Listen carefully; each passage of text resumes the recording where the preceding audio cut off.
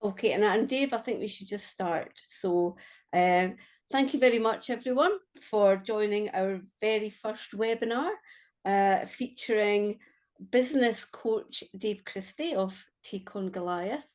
And today's topic is going to be planning for 2024.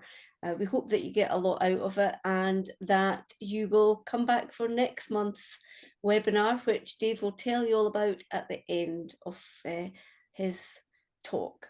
So Dave, over to you. Thank you. I'm going to change things up a little bit, I think, because there's less numbers on here. I was going to put a presentation up and go through some slides, but I think we'll try and be a little bit more interactive and keep faces on screens and so on as well. As I think that'll be a bit more personable, and we should be able to get a little bit more out of that if that works well for everybody else. So if you see me kind of looking to the side, it's because I've got another screen here with my slides already there as well, just in case. I've also got one there as well because I've got a little bit of OCD, but bear with me. So for those that don't know me or haven't met me before or know who I am a business coach and mentor. My previous history has been a very interesting one, and I'll give you a slight intro in so you understand a little bit of my background.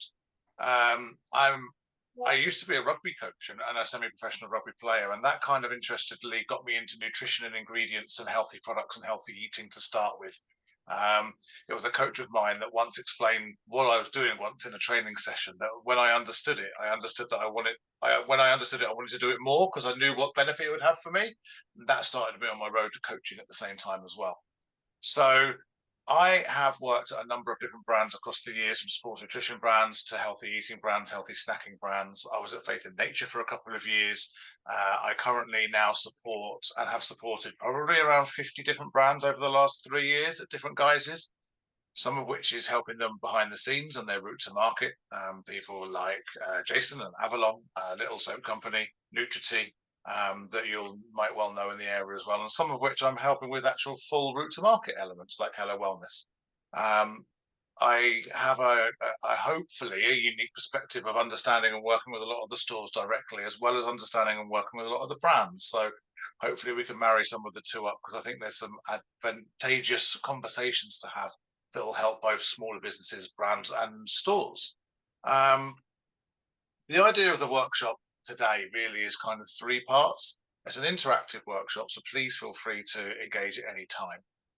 It's to learn about key areas of planning for next year, starting with a little bit of reflection of this one. It's understanding about what to look out for and what to watch out for, and how to maybe bring in some new customers and build some different types and different areas of business and opportunities that might lie there. A little bit about how we engage with our customers and how we identify them. And hopefully we walk out with a few key areas that we can look at that will help and support you grow your business during the course of the next 12 months. Following this meeting, as Avril said, there's going to be one of these meetings each month, and they will be picked up on different topics and potentially guest areas as well that will bring in some guest speakers at the same time, so you don't have to listen to my dulcet tones every single month, but also it just adds some value as well. So please do participate. Please do say anything. Hopefully we're creating a forum where anyone can feel comfortable saying anything.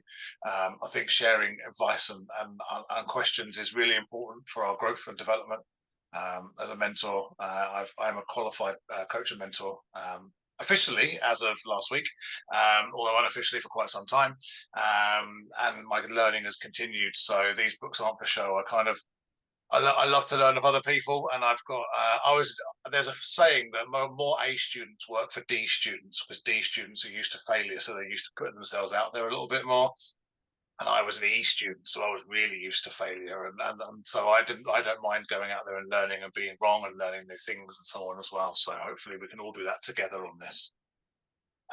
Any questions at all before we start? Wonderful. So the first thing I think when we're looking to plan forward is just to reflect on looking back. So, well, when we try and look at what we want to try and achieve for 2024, a lot of it is looking at what went well in 2023. So what were the areas of your business that you think went really well? What were the areas of your business that you feel didn't go so well, or you could have done something a little bit better on? What are the areas that you should just stop doing? And I think that when we're looking at what clarifies each one of those, sometimes it also comes around to how much time is certain things taking? What's the level of resource versus the level of reward? I spoke to a store local to me a few weeks ago, and we went through a process of looking at the percentage of time people were spending on each area of their business. And it turned out they were spending over 10 hours a week on social media. And as an example, they hadn't realized they'd done that because they hadn't sat back and done that piece of work. When they had done that, I asked them what return they were getting from their social media, and their response was, "What do you mean by return?" They didn't know what return meant, or what that, or how to quantify it. So I spoke to them about how to look at it, and we've showed them how to work with it. But I gave them a challenge, and I said, "This is a particular example. I said, if don't do any social media for a month, and if you lose any money, I'll pay it for you." Their sales went up 37% in that same time period, because they knew they couldn't rely on the social media that wasn't actually returning for them. They then realized that they had to look at other areas. So they strengthened other areas of their business that they actually enjoyed a little bit more. It wasn't to say that the social media was the wrong thing for them to do. It was just that the way they were doing it wasn't actually benefiting their business. So that was a learning lesson for them. They've now put in a strategy that does work for them. So I think some of that is around reflecting back. And I don't know if anyone cares to share. I'm more than happy to share things that haven't worked and reflections from my business. But is there any areas that you think at the moment, okay, that's something probably in my business that I want to stop, or I shouldn't spend as much time doing? Yeah, I'm happy to chip in.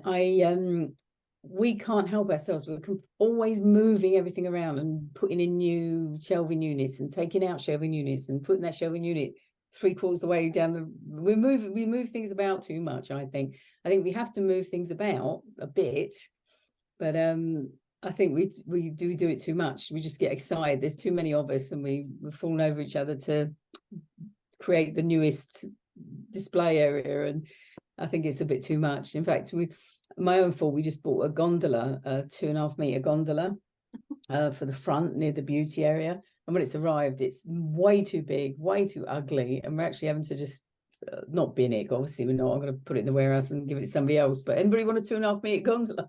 Because I've got one going if everybody wants it. Yeah, so we make mistakes. We buy a unit from IKEA or from an antique shop and then think, oh geez, why did we bring that in? And there's a lot of shuffling about all the time. So that's our pet problem, really. So I think it's interesting that, and there'll be lots of little problems that'll be similar to that as well. I think it's all around stepping back again and thinking around, why are you moving all that stuff all the time? What is the need state for it? Are customers complaining they can't see it, can't find products? Are you gaining or losing any sales because of moving or not moving anything? And then, because actually you might find that's confusing customers. I think we've all been to the supermarket and gone, where is everything? And it's really, and actually, it's not a positive emotive response that we're giving. It's actually quite a negative emotive response. It's like, why do they do this? Well, I can't, there's no point. Yeah. So actually helping your consumer, helping your customers come into store and find what they're looking for is probably really important. The stores that I kind of sit and work with have done similar things. I've had feedback on the same ilk. I get a lot of feedback off some of the field sales teams that are out there as well, and they share data on that side. So I think there's a real element of helping the signposting customers who are already potentially confused with the amount of products that are in a store, to actually helping signpost them potentially, rather than changing display. Is that maybe the lesson is actually guiding them to where they need to go easier. Definitely.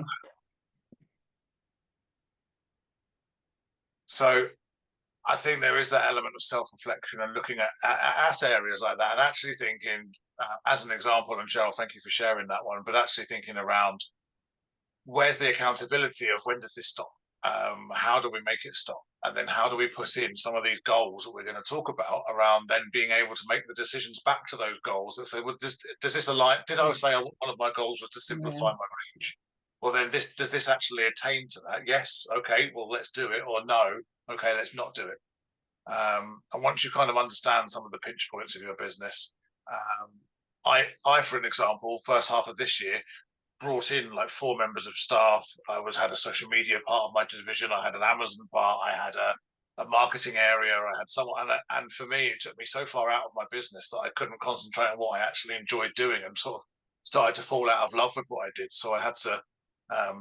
Luckily, I know a lot of brands, so I managed to put people into different positions that actually everyone's really happy with, but actually go back to a really simple message and that simple value, because it wasn't part of my goals. And as we do as entrepreneurs, sometimes we might get a little carried away from time to time. But sometimes it's good to get that opinion as well. I'm going to ask an open question. Do you get feedback from other people about how they find the experience within your stores, or do you ask your customers for feedback as to what they might like in store or how that might work? Or So we do on social media, we always ask the question. We ask for feedback all the time. We also, if a customer comes in the store, one of our first things that all of the team do is greet them. And then the second thing is, can you find what you're looking for? Is there anything you can help with? And so if they can't find what they need, or it's something that we don't stock, then we order it in as a special order for them. And so that kind of keeps us up to date with what people are actually interested in, especially if we get more than a few asking for the same thing. We're like, okay, we need to kind of step on this now. People, when they're not happy, they do tell you, but that's not normally in a feedback thing. It's normally they'll come and tell you that they're not happy that you've moved something, or like you're saying, Cheryl, we do the same. We like to move things about, and then people will either love where it is or they absolutely hate it. And toothpaste is a bit of a joke in the store. Like, where is the toothpaste now? Because that's the one thing that we kind of move around the most. So yeah, I think we get quite a bit of feedback. The team definitely do. So it's really important for me to be listening to the team as to what people are saying to them as well. And do you get or use or have any data around analysis about how shoppers shop within stores? So I only look at the data where we've moved things. I can see how our figures have changed. So for instance, when I took over the store, all of our supplements were behind the till, and it took me a little bit of cajoling of the team to kind of let go of it there and actually put it out in the store. And that's seen our sales on supplements rise by about 20%. So that's kind of where I look at the figures. It's like, okay, that's selling well there. And there's other things that actually we've moved and haven't sold as well. So then we will move them back to somewhere else. So yeah, it's not something that I do as regularly as I should, but we definitely do look at when we've moved something, actually, is it working in those places? So very interestingly, I used to work for a period of time for a large pharmaceutical company because they had some great training, and that's where I got some of my training from. So they sold Solpadeine and headache tablets and Beckinase and things like that. They bought a pharmacy and filled it with cameras to watch customer journeys, watch where they went in store, what they would look at, what their habits were. So 70% of customers will go into a store and turn left. Yeah. And that's actually been quantified in so many other areas as well. So when you're thinking about what products you put there, they might be the additional products, for example. So if your customers are coming in and you're a very supplement heavy store, or you're a very food heavy store, you might put more of that product to the right hand side. As people are more inclined to come in left, they will pick up the additional basket spends and the additional add-on items that are going to be valuable to the store. You might put them more on the left hand side, as they're more likely to see them first. Do you have any thoughts, Dave, on actual health food stores? Do you have any layouts that you think are right? I mean, every shop's different. Every shop's got a different style. We've got 2 entrances, but as a general rule, body care at the entrance, food at the back, or do you have a I would always suggest, when we're looking at stores, and I'd be interested in other people's feedback on this as well, is to have your best sellers the furthest away, so that people have an opportunity to walk through and walk past other items that they wouldn't necessarily always purchase. Consumers tend to switch off once they've got in their mind, I've got the 3 things I come in for. a lot of consumers will switch off and walk directly to the till at that point. Well, actually, you've got an opportunity to engage them. And actually, before you've got an opportunity, before they even walk in the store, and I think this is a really important piece that, again, I can only speak from my opinion. I don't own a store, but it's feedback and observation. With the stores, I've seen some of the most fantastic window displays and fantastic items, but they tend to speak to your existing customer and not necessarily speaking at a potential new customer. And I think the window is the first shopping experience for people to think about how I might entice a new customer into store. Your existing customers are already coming in. You've probably built up that rapport with them, that relationship over weeks, months, and years, I would imagine. And they're coming to you for a reason. It's the new customers that window is for. I think once because your existing customers will come in, you'll be able to talk to them about things. Yeah. They'll shop at the store. But actually, that window is, for me, solely for new customers, a new opportunity to bring in new and additional business to your stores. And I think there's an opportunity as well to work with the brands to say the same thing, and help and get the brands to help you bring people into store, because the brands that are going to go out of their way to do that, and I know there are many that will say, tell us what POS you want, we'll create it for you. I've done work with NTB, I've done work with Time, I've got feedback from both of Ruth and Rachel and a lot of other, and they all say the same thing. Brands are falling over themselves to try and give POS and support with POS, to support sales, to support the channel. So I think that that's your first port of call when you're shopping and looking at your layout, is how you are planning your window display to attract new customers. Maybe it is a community hub, maybe it's a community message, maybe it's an immunity season right now, and there may be a poster up. I saw one if I find a picture of it, I will share it, but it literally said, your normal cold medicine not working, hop in. We haven't had a cold in 3 years. And it was, and that might not be the right message, but I kind of liked it because you were talking to somebody who wasn't coming into the store, and they'd had some good feedback from it as well. But it's what's going to stop somebody walking past and coming in, because a lot of non-health store health food customers have written it off before they even started. That's not for me. Oh, that store's not for me. You ask people, I ask friends, do you shop at? Oh no, it's all Jostics. Oh, it's all Jostics and dream catchers and it's all. Dave, we did a survey last year. 5% of people shop in health food stores, in independent health food stores. 5%, but there's a 10%. I can't remember the exact number, but 10% that absolutely hate them and will never ever shop. They think that it's all witchcraft or voodoo or whatever. But there is a significant percentage, I think it's around 25-30%, who are health store curious, and they just need something to tip them over the edge. And the voodoo is in the next section of the training, so we'll come on to that in a moment. But you're absolutely right, and I think that's the difference when you're looking at changing your stores and changing store layouts. That 35%. Imagine if we could convert even a quarter of those people coming in. Because actually, you're right. When we've done surveys and we've spoken to people, they've gone in, and once they realise what's in the store, oh, do you? Oh, really? Oh, right. I didn't know that. Oh, all right. And but they're not. So that window display needs to, you think about how and what is the hook that's going to bring people in. What's that? Some brands will call it a loss leader, and they'll bring a product out that virtually makes them no money because it introduces them to the range of products.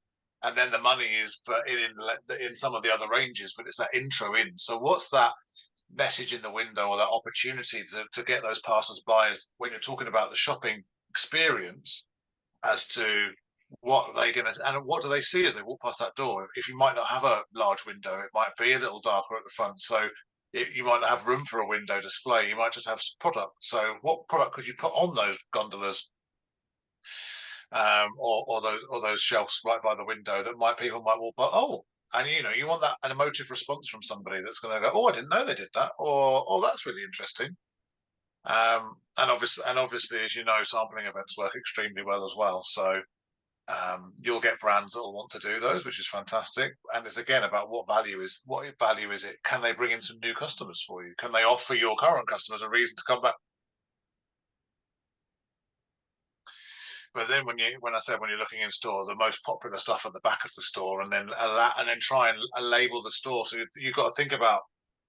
I would urge everybody to really stand outside of the front of your store and try and pretend you know nothing about your industry. We know so much about what we know about that it becomes second nature to us. I run a program called 2 Steps Back with a lot of business owners because they're so far into their business they can't see it from somebody else's perspective, and think if I was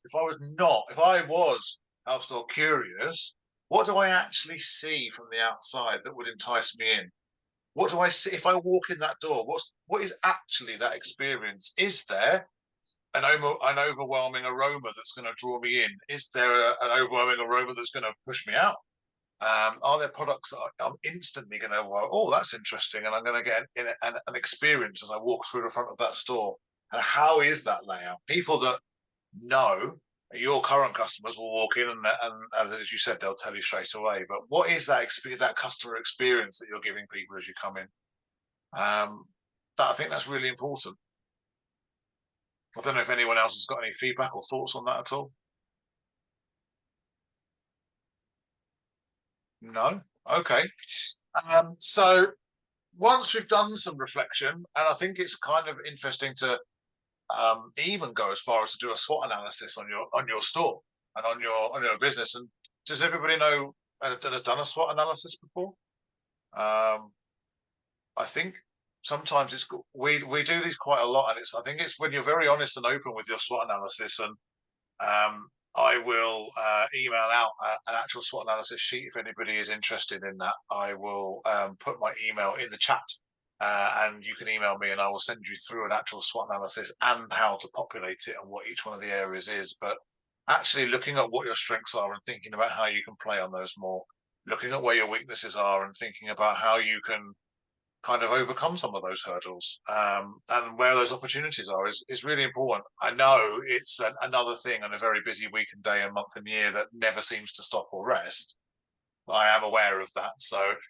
But I think that taking an hour out just to go and sit in a coffee shop or go and take your mind away from something and actually really sit and think about, after this potentially, what is it I want to go and achieve? Once you understand where your strengths and weaknesses and opportunities are, you can then look at potentially what your goals are as well. It might be monetary. It might be that we need to hit a certain value on a monthly basis. It might be that we want to increase our sales by X amount, or actually it might be that we want to condense our range and offer a more simplistic range for people. Because I'd be interested to understand how much of your current product range that you would say is not a bestseller, and if you got rid of it, it would make no difference to your business.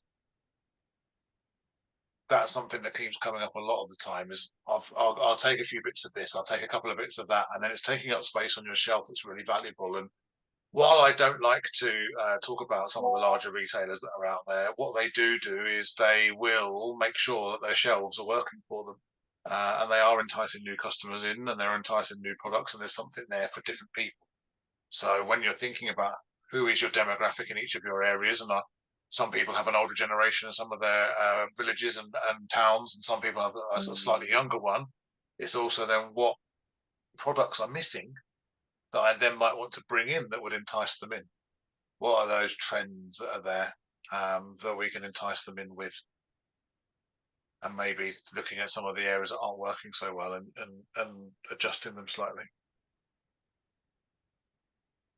So when we look at setting those goals, I use a phrase called goals are great, because it's the acronym that I use that goes down it. So the first thing is your goal. What is it you want to achieve? You might have 2 or 3 main goals and then some action points underneath each one of them. But I'd have really no more than 3 main goals that you want to achieve. Our brain doesn't really compute more than 3 things or 3 options or 3 ideas at any one time. So and I always put it this way: if I walk into a restaurant and there are 3 things on there, as an example, I think you're going to do them really well. If there's 37 things on there, I start to question my own choices of why I'm in that restaurant. So think about the goal that you want. What is it that you want to achieve? Is it monetary? And I can also share about what those goals might be as well. So it might be that it might be about growth goals. It might be about processes within the store. It might be you want to bring in an MPD section, or you might want to think about, and one we might come on to in a bit, is championing more local business and creating a local business corner so that they start advertising your store for you. There might be some more sustainability goals about working with more sustainable products and more sustainability within your business as well. So there are lots of different types of goals, and as I said, I will email them out. Once you've got those goals, there's an element of looking at the R of great, which is reality. What's the reality of where you are right now? Are those goals that you've just set yourself achievable? How far away from you are they? Are they realistic? And is it something that's going to be there's going to be something that you can actually achieve? I think that's really important as well. I find a lot of people and a lot of businesses that I speak with, they set themselves goals, and instead of becoming something that's inspiring and something that drives them forward, it becomes something that stresses them out and brings anxiety because, oh my God, it's like April and I haven't got my goal. I'm nowhere near it. I can't. Oh God, it's too much, and it becomes something that's a negative rather than a positive. So that's why we put action plans in, that we set little rungs on that ladder towards aiming towards the goal as well. And that's coming up in a second. But the E is the evidence. So the E is the evidence. So when we've got the goal and the reality, what evidence are we going to have right now? So what's the state of play at this moment? Maybe let's say you're taking home £2,000 a month or a week or whatever it might be, and the evidence will be, if I get to 3,000, we're on the right direction. Or if I've reduced my count by 50, that's my evidence of success. That's where my evidence is of how I'm going to measure whether my goals are a success or a failure. So think about what the evidence is going to be, and write it down and make sure that you've got that, because it's all sometimes easy to say, well, oh, it'll be, when you look back, it's hard to go, where was I then? Even writing that SWOT analysis, I get people to put them in drawers and then look at them again in 6 months. And some people are like, who wrote this? Who is this person? It's not me, because so much can happen in such a short space of time. But it's sometimes good to really have a check about how far you've come as well. That's all part of that evidence of success. Sometimes we don't feel we're achieving as much as we actually have. And that's important to praise ourselves at the same time. The A is the action plan. So what's the action plan that's going to take? If I want to get to this figure, what do I need? What needs to be true? I need to have an extra 10 sales a week, which means an extra 4 customers, which means I need to start to figure out what those action plans are that might lead towards attaining those goals. And then the last one is that sort of the T is the tracking and the reflection piece. So it's systematically coming in, going back through the evidence, etc., and going, is this working? How is this working? What do I need to reflect back on? What do I need to change? What do I need to start? What do I need to stop? And then hopefully then you've got something that you can refer back to. I always would say, and I know that some people love technology and some people hate technology, and I'm a little bit in the middle, but if you physically write something down and you can go back and reflect on it, you take it from mind to pad, it really has a better connection, and something that you're more likely and more tangible to stick with. Because the next important bit at the end is going to be talking about the accountability, about how we stay on track of doing that at the same time as well. Does that all make sense? Is there any questions around that at all? Any thoughts?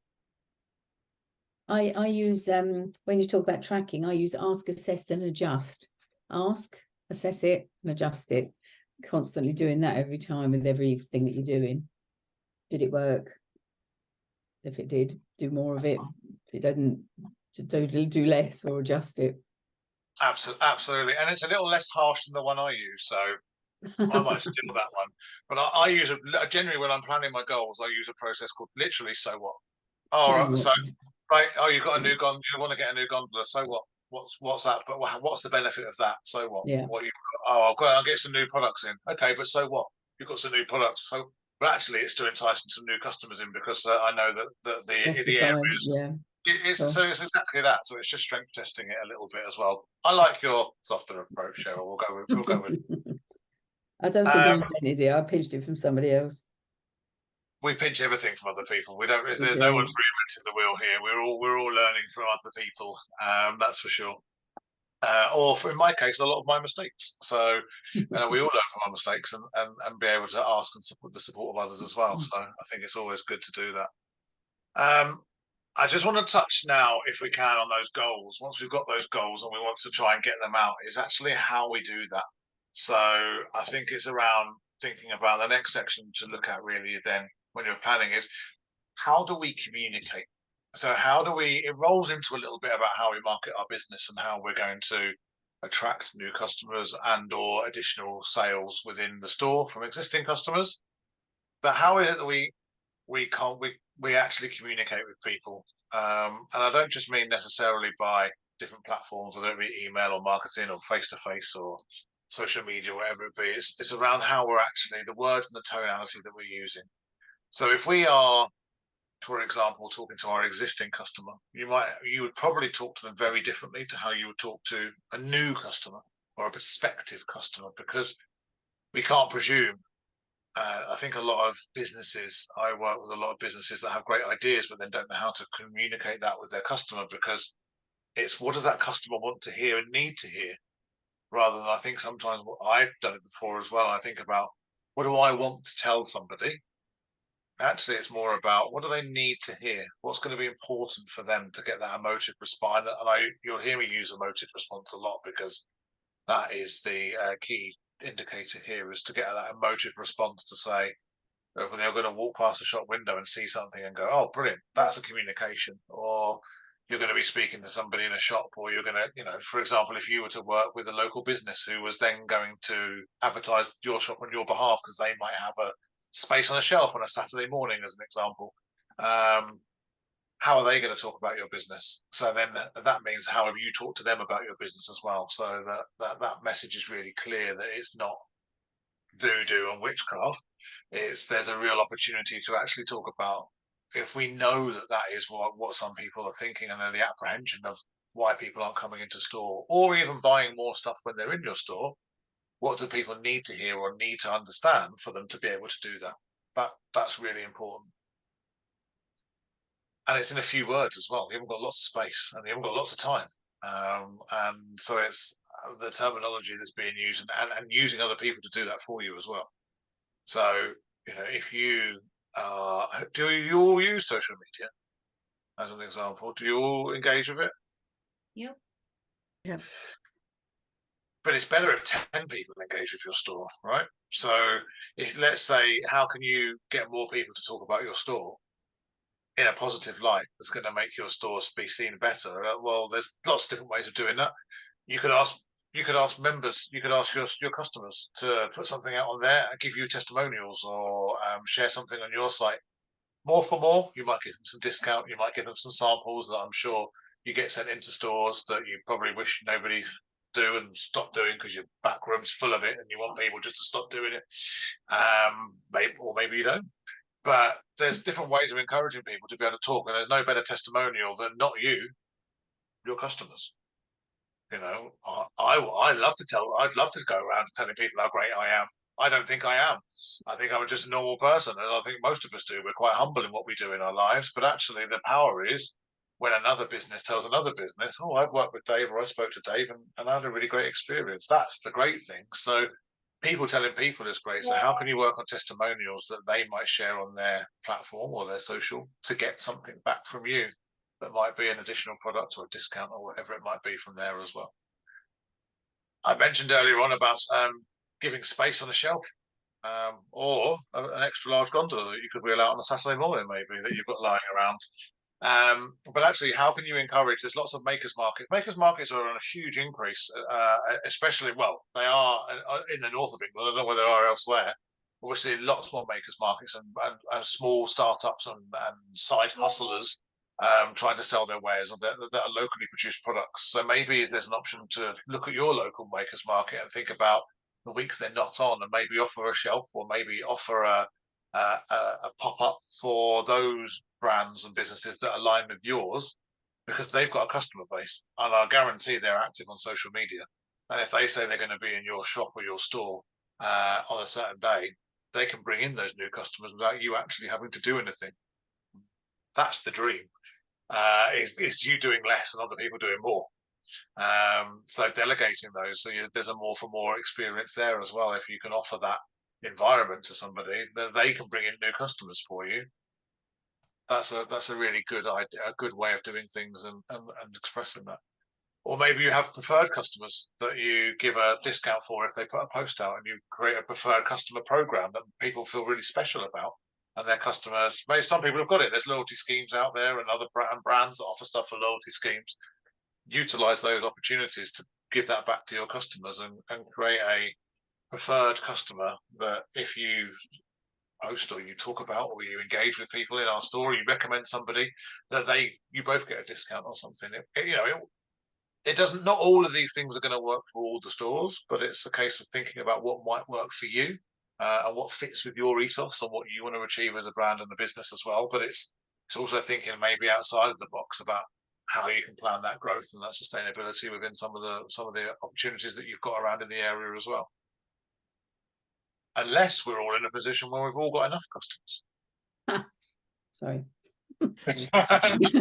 I think we all shared that. I think we were all in a position where we all would like some more customers, but it's when you look at your day at the moment, you think, where's my time to go and do that? Because I've got the other 27 hats to put on before I go to bed, and I've got to do everything else that needs to be done. Actually thinking about how that we can almost create that little community and that little hub about thinking, how can I actually empower others to help and support the store and make them feel special at the same time as well. And then they're going to be your biggest advocates.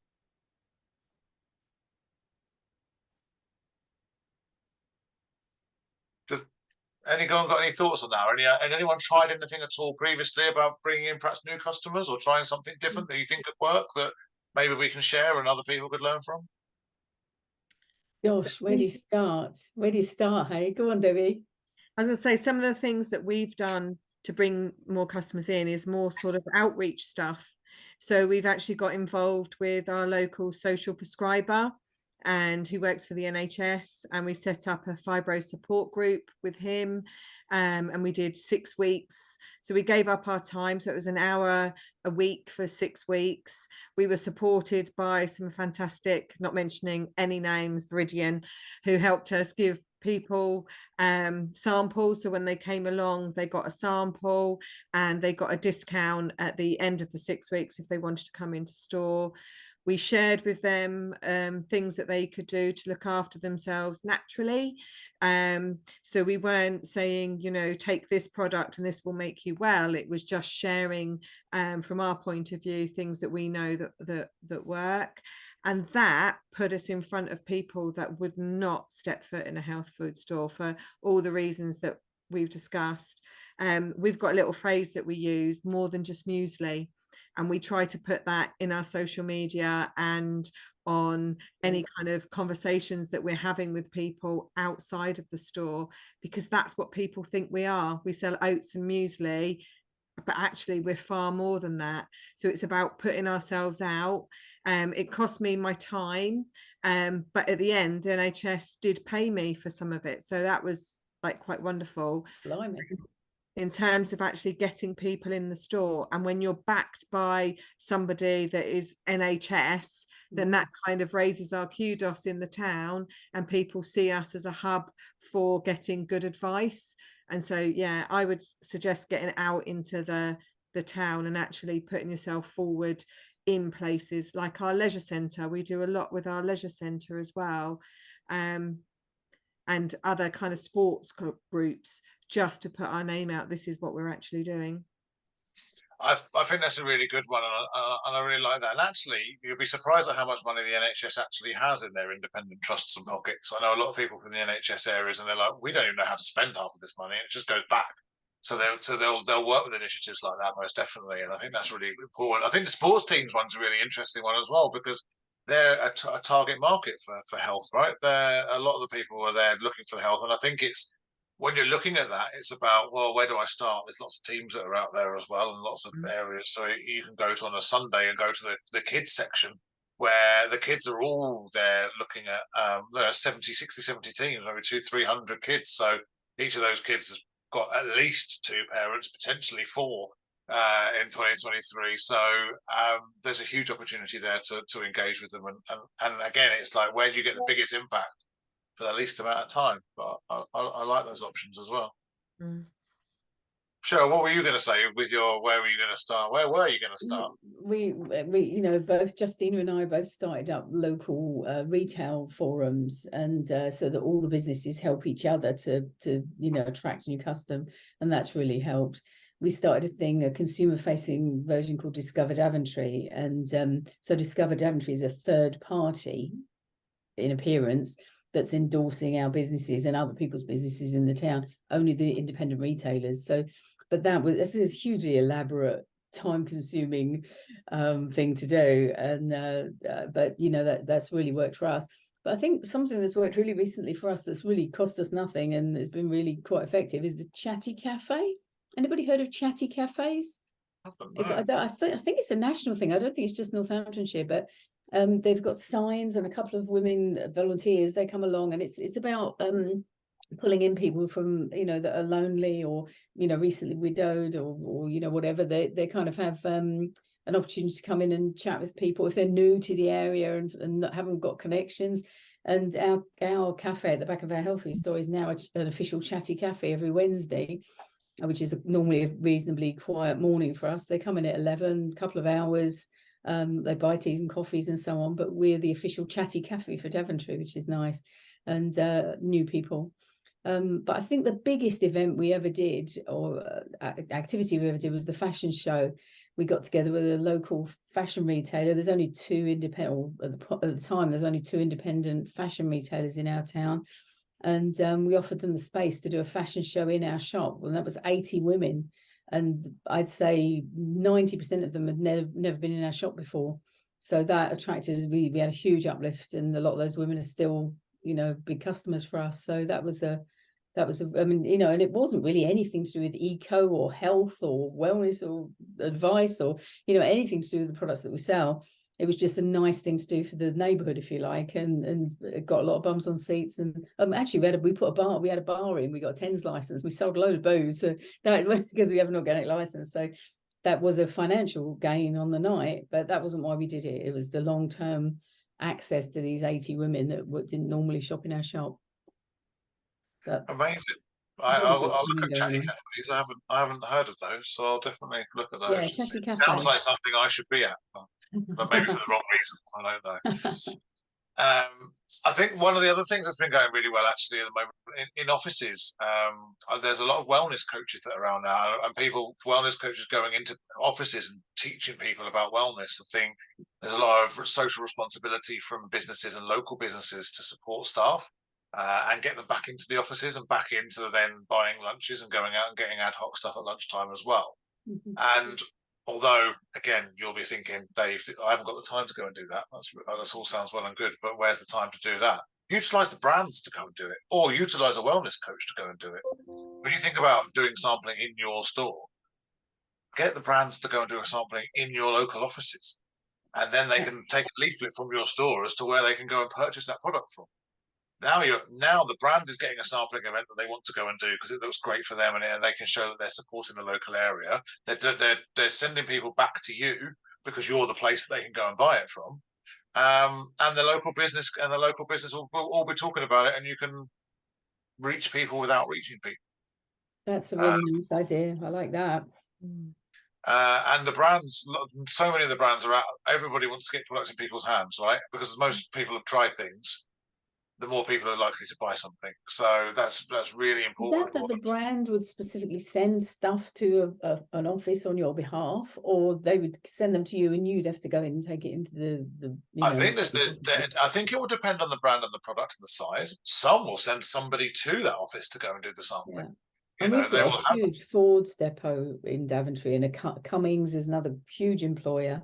There's a big Amazon warehouse on the edge. I mean, we're known for logistics around being the centre of the country, but you know, they're talking thousands of employees. I mean, it'd be wonderful to be able to get a little. They will have. I'm going to pinch that idea.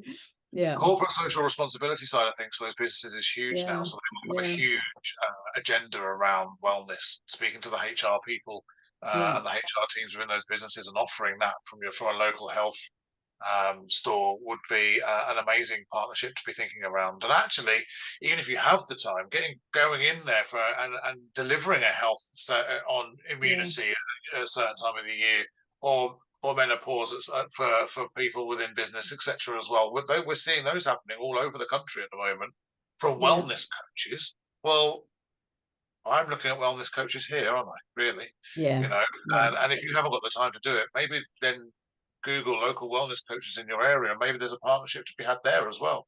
Because if they're going out and doing this almost in conjunction with you, and then maybe they can offer something and you offer something, so there's now a partnership involved there. Maybe you can get a bigger reach because they can send people to your store, so that you can work together and help each other out. When you're talking about helping the areas, they'll be going out and doing this anyway. So if they've got a partnership, it makes their proposition stronger and your proposition stronger. And again, it's somebody else's time that they're going to do something where you don't have to go and do it. Sounds good. We've seen it work in different areas, so I think it's really then looking at when you're putting those conversations in about making sure that we're then marketing it right and they're marketing your products right as well, and thinking about, well, okay, well, if I'm going to go into, let's say you're going to go into Ford in Devonport as an example, what is it those people need to hear? Like, what's the message they need to hear? What's the product you need to take in? What's that what's actually going to get them to think about coming into your store? You've got to think about, is it a warehouse, and what kind of is the average very specific. It's a very specific demographic falls in Daventry. You know, it's all men, you know, 30 to 60, you know, obviously, you know, there's the men's products, men's health, a very strong target. Prostate, you know, you could really laser it in, or stress, anxiety, you could really laser it quite tightly. I absolutely think so. Those three subjects alone would really, whether on the faces of the people in their peer groups you would get that response, but you'd probably find an opportunity for people to, if you gave an opportunity for people to come in afterwards. You're not going to get many people engaging there because men. They're men. Yeah, tell me about it, right? Yeah. But actually, in that you've targeted it right there. You know your demographic. You know who you're going to go in for. You know what the problems are that they're going to be thinking about, or the areas that you've got in your store, and products that you've got, services that might entice them. So letting them have that information in the easiest manner possible, and giving them the easiest way to access that is going to be really important. Maybe there is an email or a QR code or something that you can utilize that people can just easily get a hold of, a QR code that goes to an email address or to a website or wherever it might be, that makes it really easy to do that. Because fundamentally, you know, when you walk into that room, not everyone's going to want your product or service. Not everyone's going to want to come to your store. So how do you think about the message that you give to the people that will want to go? What is a simple message that they need to hear? And less is a lot more. You don't want to go in and talk about everything. You want to be able to go in and talk about something that you think is going to be able to hit the most amount of people that are going to actually be attracted to come to store and You've got me thinking, if there are places around here where there's lots of women working, you know, if I don't be stereotypical, but, you know, call centres or you know, small manufacturing and things, that's an interesting train of thought. Thank you. Do you offer NHS discount? Actually, yes, we do. We do. And when you offer it, who do you actually offer it to? Do you just have it, or do you offer it? Debbie?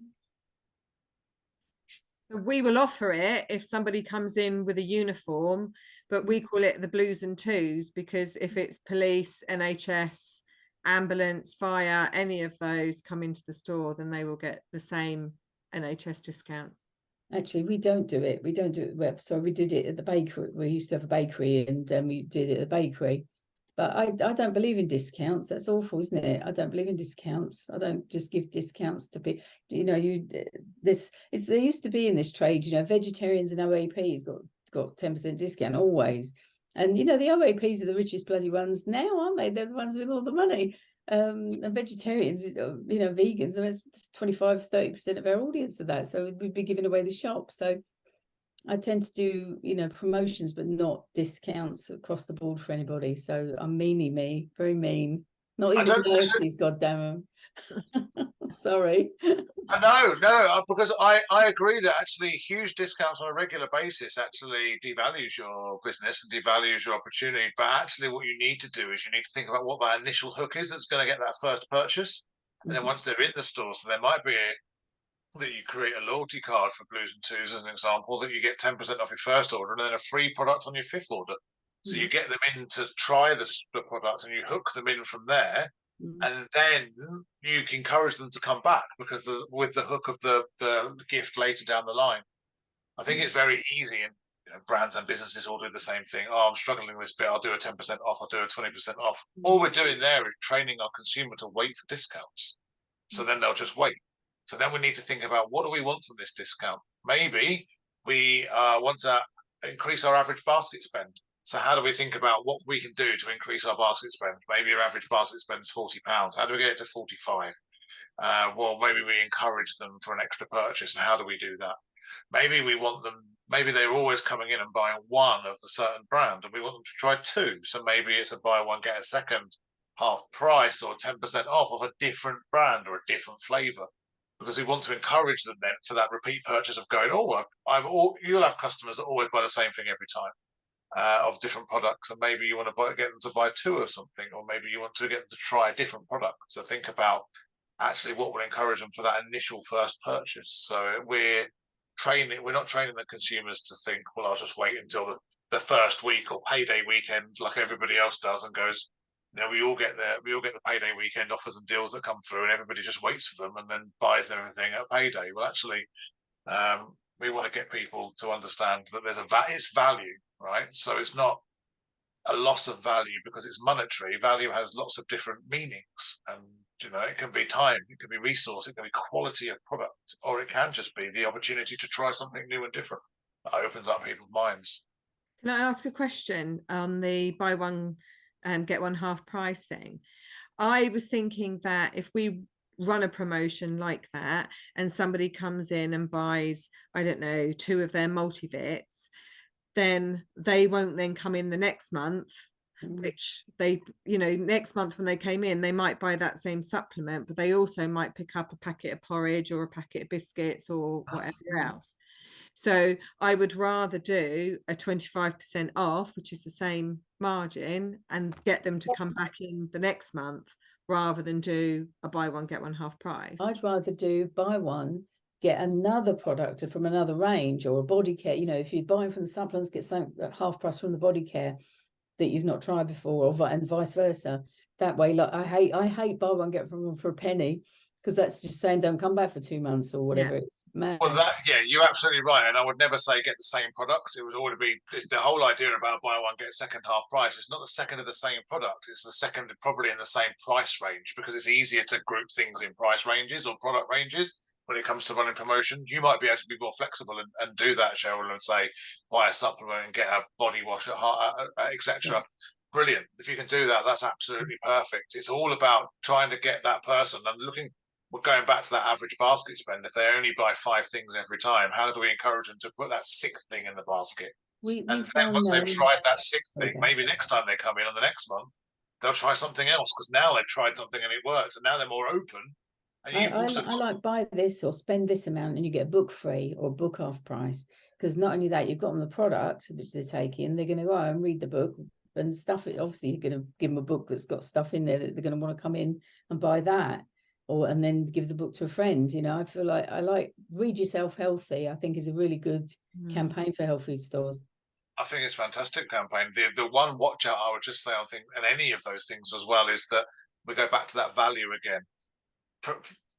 Value is only right if we use it. So if people think, people go, you get 50% off, why wouldn't you buy it? Well, I don't need 2 things. If you don't need them, then great. So if someone's going to buy something that we're going to try and label them towards, and they go home and it sits on the shelf and does nothing, suddenly that wonderful emotive positive discount has just gone, well, I've just wasted money on that. And now you've got a negative emotive response. So if you're going to tandem things together, you want to create a product that you think they need to have this product, because if they try it, like, everybody loves it. If they've done a sampling session or about it, and you think that this is something that more people should be trying because they're going to really have a positive effect with it, brilliant.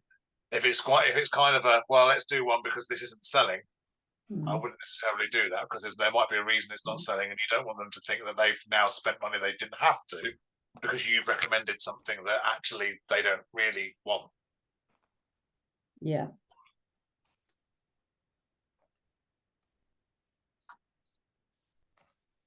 So how do you use your social media at the moment?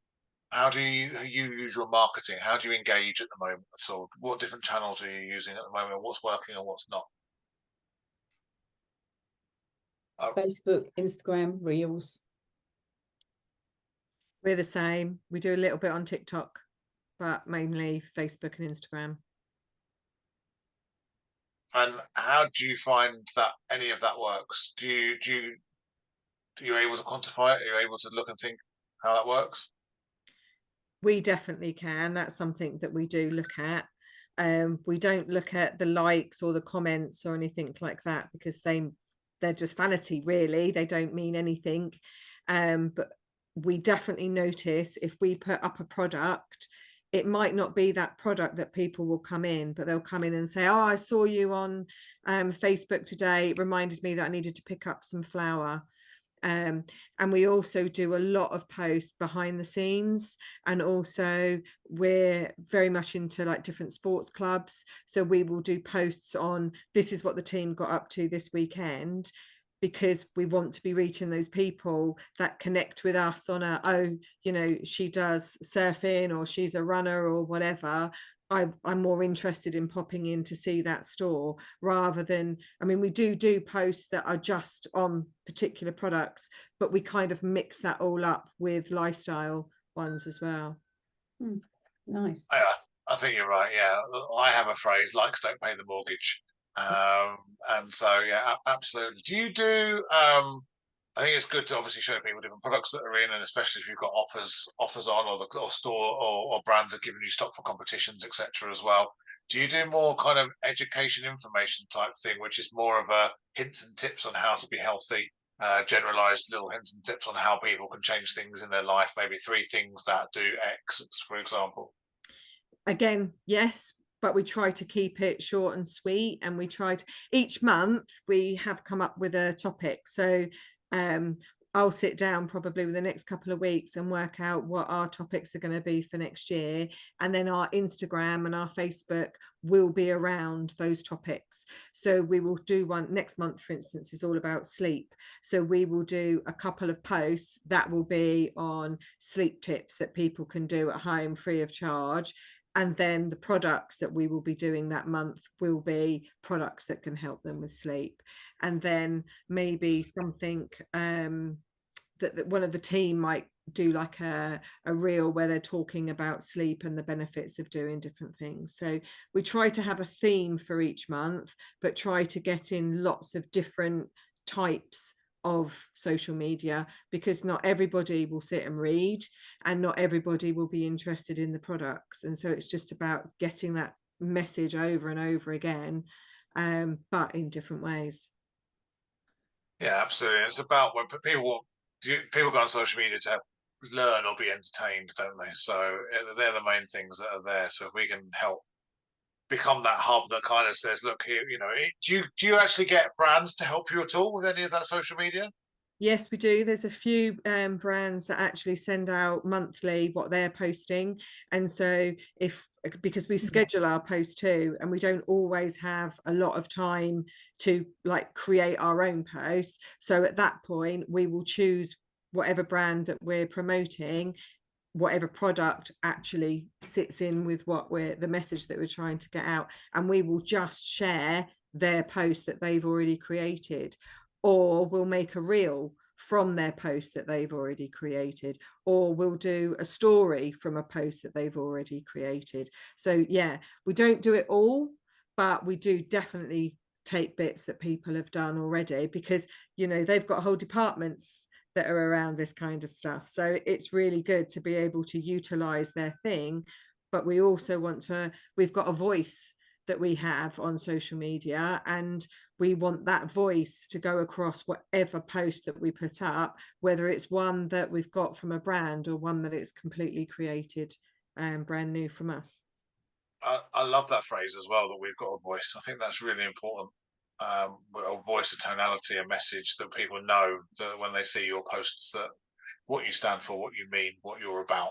I think that's a really important stance. If somebody hasn't got that, that's something definitely to look at as well.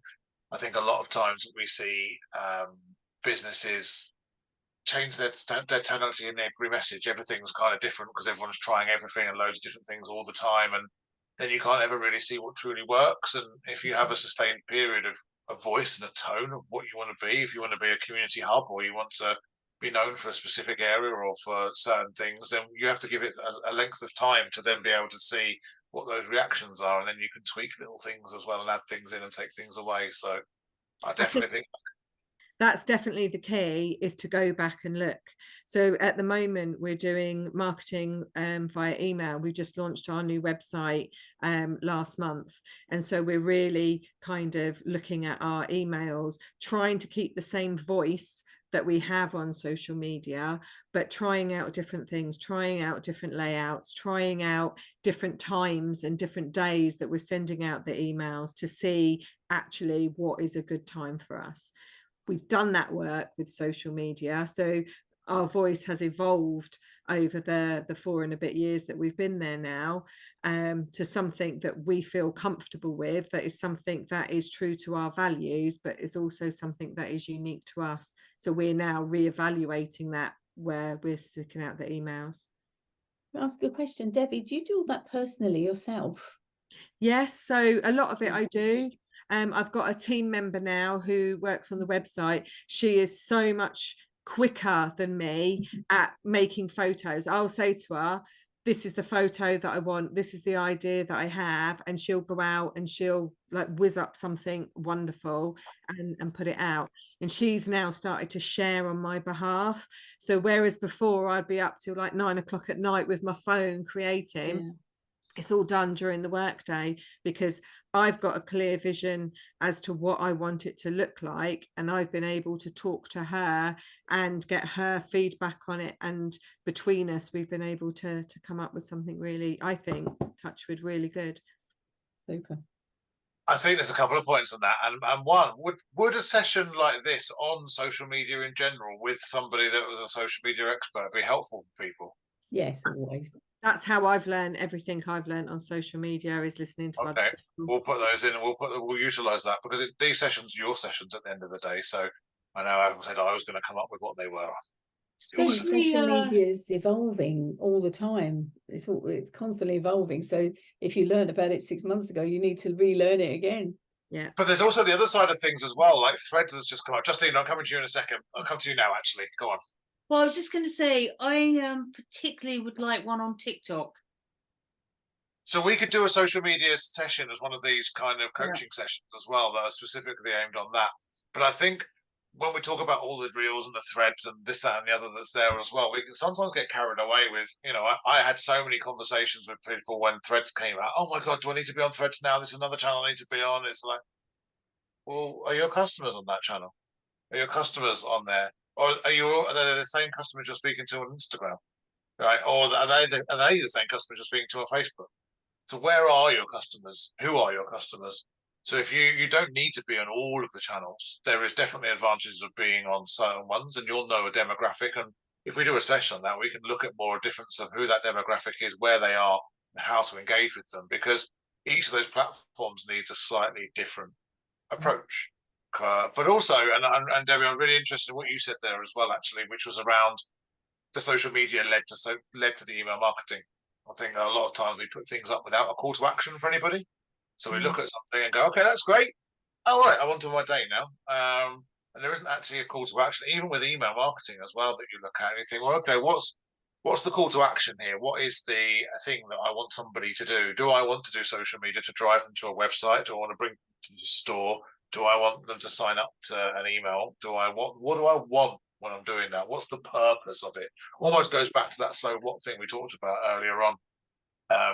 Why am I doing this? And what do I want? If we're just putting product out there, then great. But that's what people really want to see. So what's the call to action that we want? We want to encourage people to do something. We don't need to physically be there every time going, get in store now. Maybe we do. But actually there is that little call to action that says, well, why don't you sign up to our email where you get whatever. I think we all get emails from lots of different people all the time, and the moment the first email you open that you read and think this is of no value to me, you're never opening another one again. So then all that time, effort and resource you're going into with those emails is then falling on deaf ears, because they've already decided, well, I opened the last one and there was nothing in there for me. So what then is that message that you want to put across in your emails? what do you want to see from your emails that would entice you? So then thinking about everything has a slight reaction or a call to action of why we're doing something as well. So Justina, you mentioned TikTok as an example. I think TikTok's a great platform actually, and an underrated one in this channel, but actually a lot of the consumers are on it more and more now. I think we've all got past the it's just a dancing platform. And I'm very much realizing now the TikTok shops and the influencers that are also on there, that you'll also find that local micro influencers are very much in our kind of health space, are very affluent and very busy on those channels as well. So maybe you'll even find local ones that can help and support you on that. But it's what you want to spend that time on TikTok for. Is it just to be on TikTok and have something up that someone might see, or is there a call to action and a plan in place that actually says that we can track and say, is this channel actually worth doing? Is this resulting in more money for me? Fundamentally, is this driving more business for me, or sustaining business for me as well? So there is that element of call to action as well that we really need to think about when we're doing any kind of, even sampling or email marketing, social media, any of that. Is what is the outcome that we want from this? Because that will change your tonality, that will change the messaging that you're putting in as well. And that even coming down to that promotions, everything is that, what are we doing this for? We don't want to just keep up with the Joneses, or we don't want to do it because everyone else is doing it and I think I have to. Time is really valuable, so we need to make sure that what you're doing within your businesses is the most valuable thing you can be doing at that time. How many what email marketing, Debbie, have you said that's worked really well? Do you get a lot of engagement through on it? Do you get a lot of people that will come to store off the back of the email marketing, or do you just put in? It's a bit of hit and miss at the moment. We sent out one that was very menopause specific yesterday, and we specifically sent it at 6 o'clock so we could hit the people that had come home, sit down. We've got quite a few people open it. I think we were up to 32% open on it, which really pleased really quickly. But in terms of engagement, they weren't clicking all over the email. We have calls to action, click here for this, click here for that, pictures and other things. And we found that they weren't clicked as much as previous campaigns, but our socials, which we put on every email, they were actually clicked quite a lot yesterday. So yeah, it was an odd thing. We didn't sell any menopause products at all, or we haven't up to this point, but we did generate traffic that had gone on to socials to find out who we are and the message that we're sending, but also other products that we sell. So they're there, but we're not quite there yet on it. But that's some really good learning, and I think that's great. So now you know that people are going through your social, you know that your social needs to be on point, and then that's where they're going to get their next level of information from, and then social hopefully gives them your third opportunity to talk to them as well. So that you're building that path there. I think with email marketing, again, I did a campaign once. I wanted to prove that print didn't work. I was working for a sport nutrition brand at the time, and I said, we had an opportunity to go into the Metro on an advert, and we did a buy one, get one free and a box of protein bars. 2 million papers printed. Two people took us up on that. Two. Yeah. Ouch. Because nobody was going to take that paper. Then most of them end up back on the train. No one's going to do that. They get back to the office, they do whatever they're going to do, and they get on with their day. Very similarly to your email. So think about when you're doing your email, if I don't have to do anything right now, probably not going to. But if you were to say, as an example, that you had an offer running, that you sent it on a Thursday and the offer ran out on Friday, or you only had 10, or you only had 15, so that there's a time-bound issue now that I need to react now, or I might miss out. Yeah. An email that says the last campaign that we did sold out in 3 hours. People say that. You see these all the time. Tickets sold out in 2 hours last time, because they're trying to say to you, then what do you do? People, oh God, I've got to get on the phone now. I've got to get these tickets now. And for everyone, you've got a sense of urgency because it has to happen, or I might miss out. And that's what you want to try and create. Not a false sense, but if there isn't a time-bound thing, I will put it off till later. And a customer will put it off till later if there's not something they need to do right now. So you've got them on that email. Brilliant. You've got 32% open rate, which is a good average.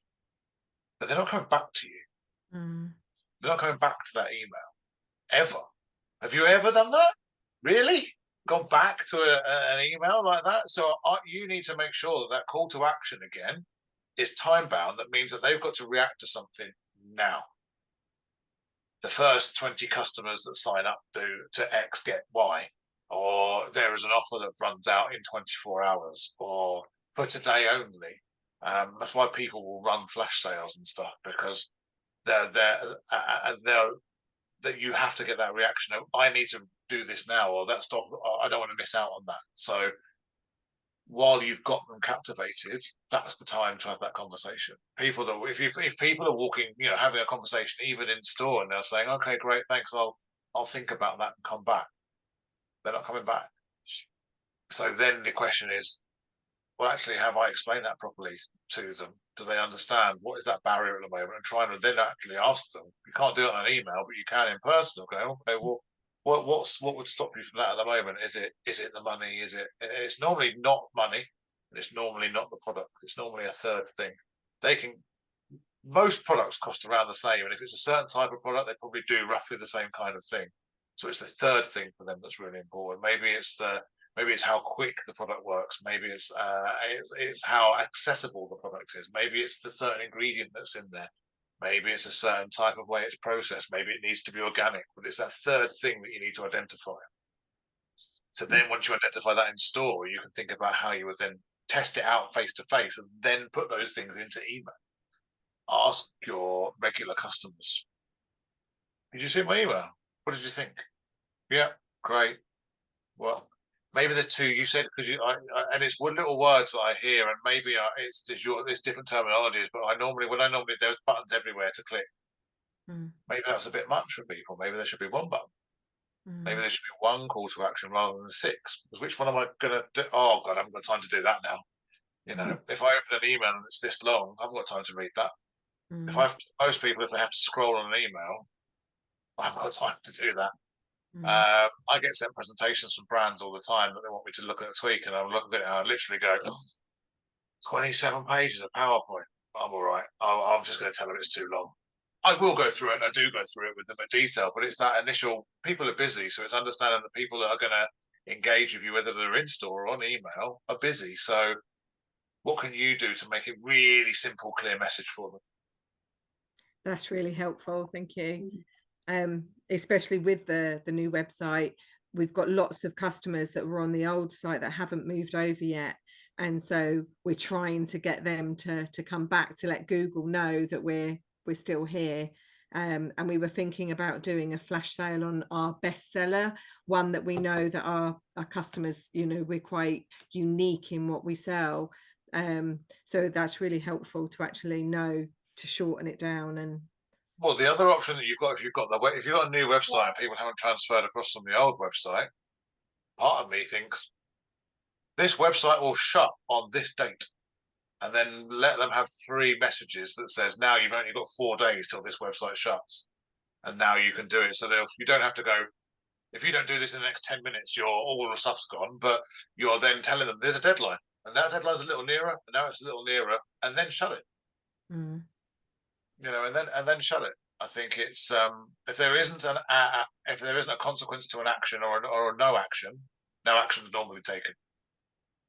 There's a carrot and a stick, isn't there? You can do it's closing, but also if you come across, you're going to get this extra goodie bag or whatever else that can be sent to them, free gift. Oh yeah, come across, absolutely you can as well. And also, what's the worst that will happen? Someone will come to their order down the line. And what they'll probably do is go, oh, I don't know how to access this now. If they're already on your website, what they'll probably do is call you. And that's great, because now you've got a personal conversation, right? Oh, sorry, did you not get the emails that come through? We're sending them through. But how are you anyway? Now you're building that rapport back again. Now you're having that interaction, and you can turn it into a really positive conversation. Fantastic. Thank you. Debbie, Mel's asking how often you would send emails to your customers. So we're playing around with that at the moment. We were sending them monthly, and we've just gone to fortnightly.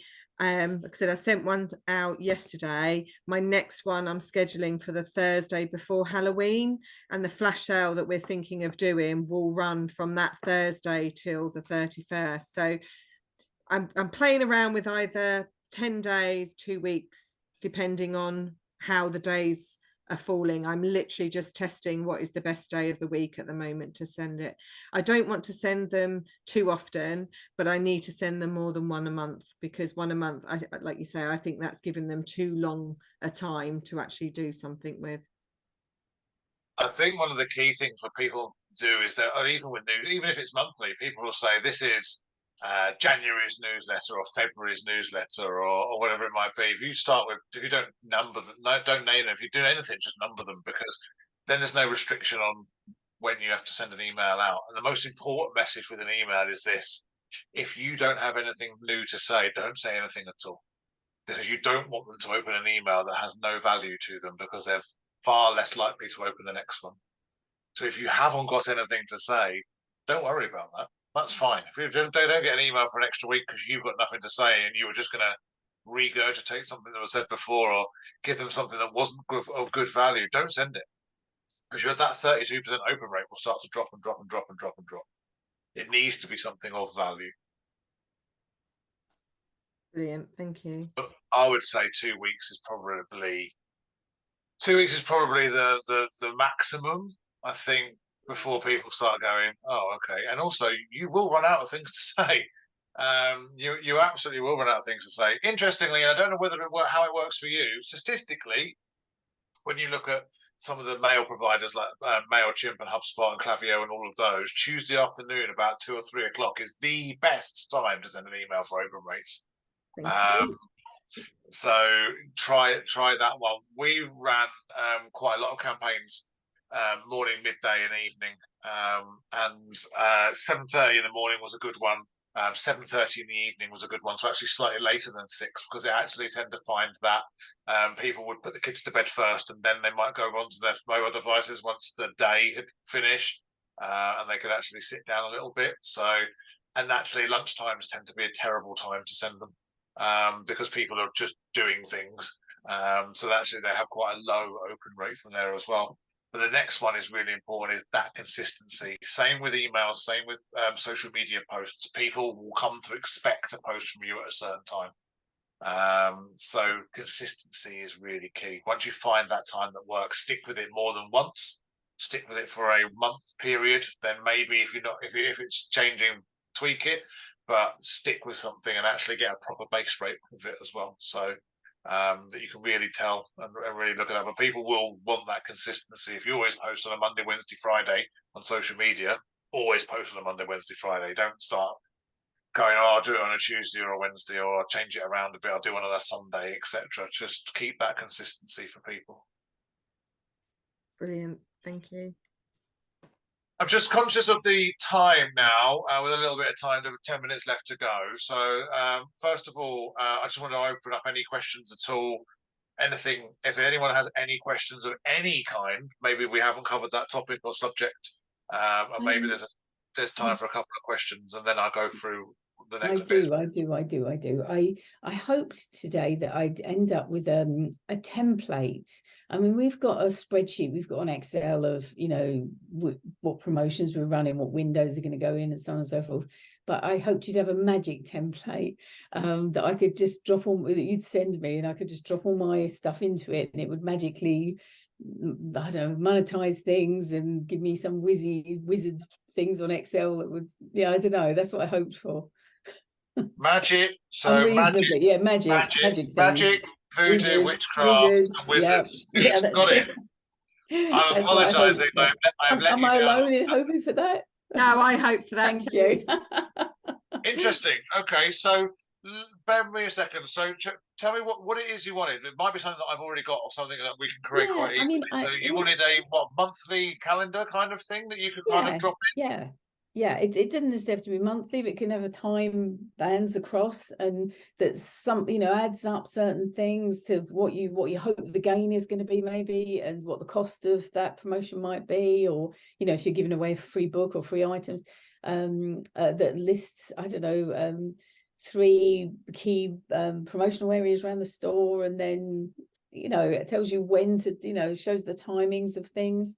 I don't know. I mean, we've got a pretty cobbled together one that we use, but I thought there may be something out there that is used by brand X, you know, that.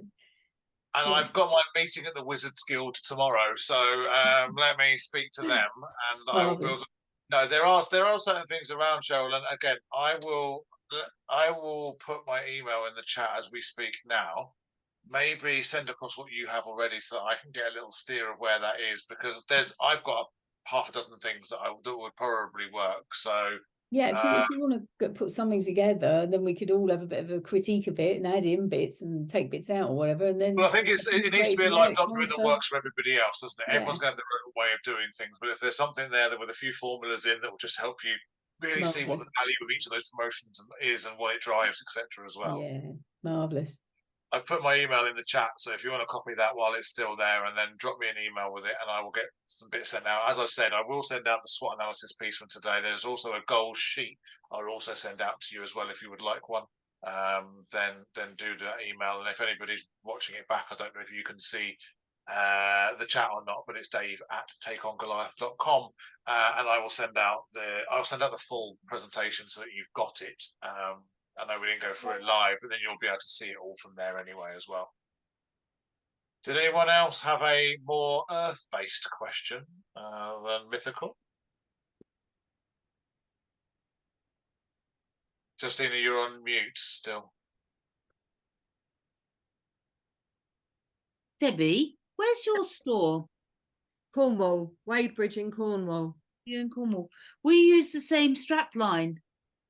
Do you? Yeah, there's more to us than muesli. Yeah, that's exactly what we say. More than just muesli. Nice. We're Elixir Health in Wadebridge. Thank you. So amazing. With the last couple of minutes left, I want to ask you guys a question and everybody a question as well. One, I hope that you found some of this valuable today, and I hope everyone can take away a few little bits and pieces from it. As Avril said, there is going to be one on every single month that we're going to try and add value to. I can and I'm more than happy to come up with the subjects, and we've already established here that social media one would be pretty good to have and a really helpful one. But I'm really keen to make sure that we put on things that are going to be of value rather than what I think is of value, because what I think is irrelevant. What you want is more important. So has anyone got any topics or any areas that you think would be really useful for us to run a session on over the course of 2024?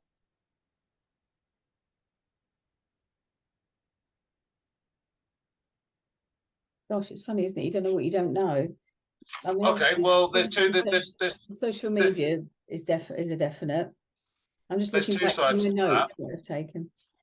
Maybe what we can do, and I'm throwing Avril under the bus a little bit here, but I'm sure she won't mind. Maybe what we can do is I can put some ideas and thoughts down, and we can run a poll, and we can just have a little vote as to what we think that we would like to see, and then maybe we could get that email sent out, and people can come back and say, "Oh, that was." I'd like something on window displays, windows, and making standout windows, exceptional windows with some lovely examples that I can literally just copy. That would be fabulous.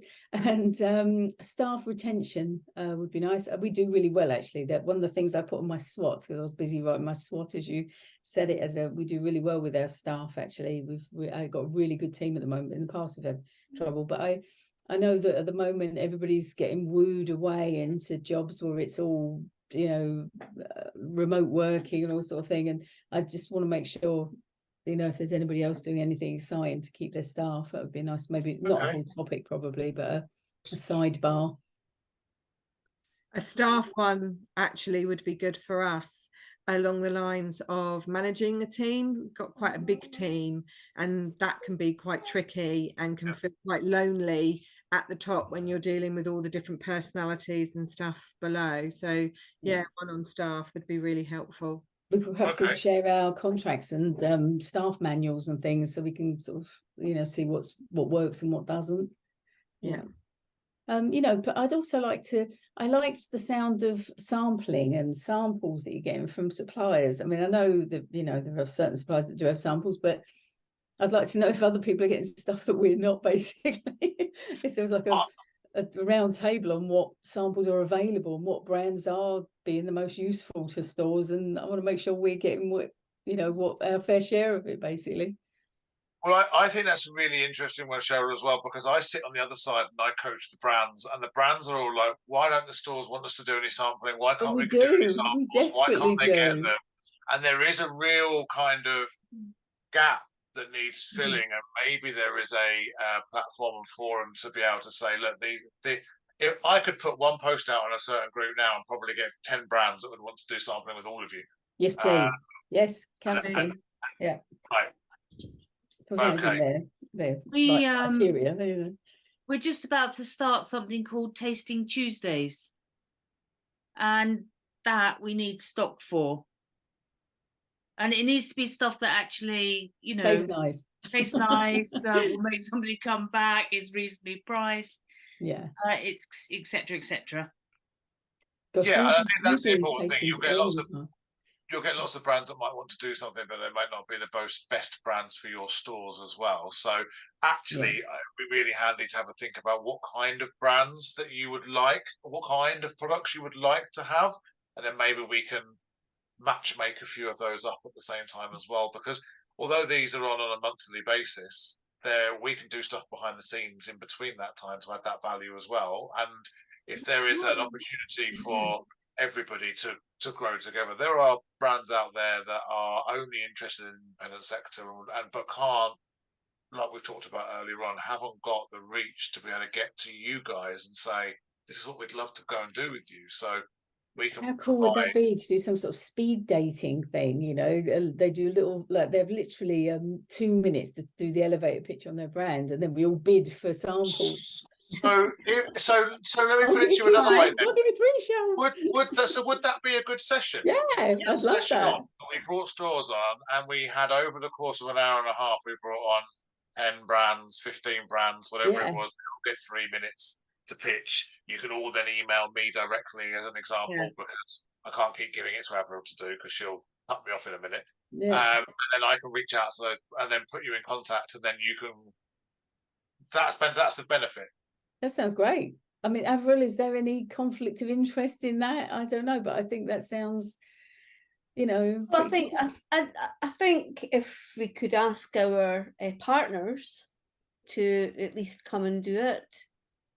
Yeah. And I guess if there's no brands that conflict with the partners, is probably helpful. But if we don't have many foodie companies, do we? So much as No. partners. So that would be great. Certainly be interesting. Mhm. Well, leave that with us then. Let's pick up on that one, and we'll get an email out that follows this as well, that comes up with those next ones at the same time as well. I think by the sounds of it, the social media one in January would probably be a good time to do that as well, if we're looking at planning and how we can drive that. So maybe what we'll look at doing is a more marketing social media one for next time. And I will bring somebody along that's done marketing and social media in the channel as well, that can perhaps help and support and add a different perspective than the ones that we've got here today. Great. It would be handy if we could have a little workshop where, you know, if you know who's signed up, which retailers signed up, that person could then do a little tiny, I mean, I'm not expecting a full audit, but have a peek at our social medias before they come onto the call to say, you know, rank us out of 10 or something, or, you know, on the scale of, you know, some sort of feedback on our own stuff that we're doing, and not in a harsh way, but something that would give us a clue whether we're doing well or not. So, Cheryl, if I'm hearing you right, what you're saying is, if there was a call to action that said the stores that are on the next workshop will get a social media audit ready for the January session, that may well encourage people on that email to join. Might frighten us to death, but yeah, it would be a value, wouldn't it? There is a gold star for paying attention for you, Cheryl. There, well done. Right, I am conscious of the time. Avril, I don't know if you've got anything more that you would like to add at this point. Just that it would be really helpful to receive any testimonials that people want to send in to office@healthstores.uk to be able to promote the future webinars. Cool. If you could all do that, that would be really appreciated. Did you say it was office at? Yeah, office@healthstores.uk. Super. Consider it done. Thank you. I've left my email in there as well for people if you've all got that as well. Thank you, everybody. I think these sessions are always going to be best when they're interactive and always when more people are participating. So thank you for making it such a great session.